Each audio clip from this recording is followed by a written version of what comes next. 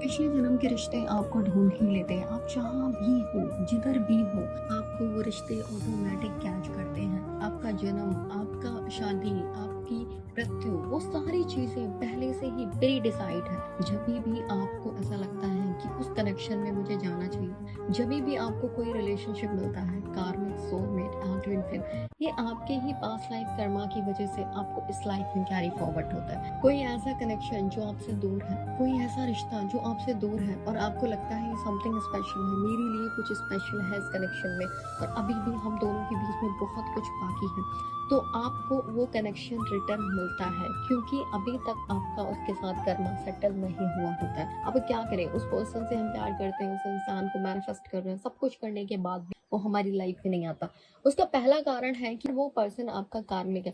तो अचानक से ऐसी सिचुएशन बनेंगी आप दोनों के बीच में, ईगो क्लैश, फाइट, मिसअंडरस्टैंडिंग होने लगेंगी। देन वो पर्सन किसी third party, family problem, ego clashes, अचानक से वो आपको ब्लॉक करना स्टार्ट कर देता है, अचानक से वो आपकी लाइफ से जाना स्टार्ट कर देता है। तो इसका मतलब है वो आपका कार्मिक है, आपका और उसका कर्मा बैगेजेस कंप्लीट हो गए। देन अब वो आपकी लाइफ में कभी भी इंटरफेयर नहीं करेगा और आप उस कर्म बंधन से आजाद हैं। लेकिन अगर आप एक ट्विन फ्लेम कनेक्शन में, high level of soulmate connections में हैं, तो ऐसे कनेक्शन में कभी भी ब्रेकअप नहीं होता। सेपरेशन हो सकता है, वो शरीर से दूर हो सकते हैं, लेकिन आत्मा से हमेशा वो आपसे कनेक्ट करते हैं।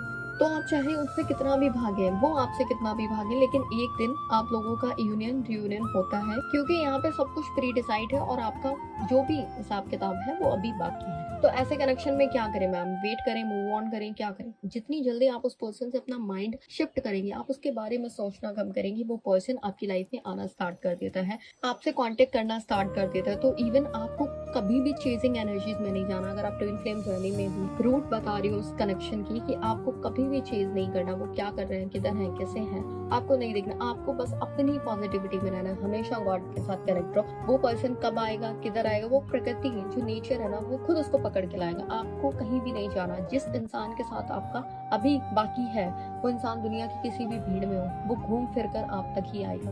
एक बहुत सुंदर कहानी है। एक राजकुमारी होती है, उसका मोती पानी में गिर जाता है और बहुत सालों बाद वो घूम फिर के वो मोती उस तक पहुंच जाता है। इसका मतलब है नियति आपको उस चीज तक अपने आप पहुंचा देता है जो चीज आपके भाग्य में है।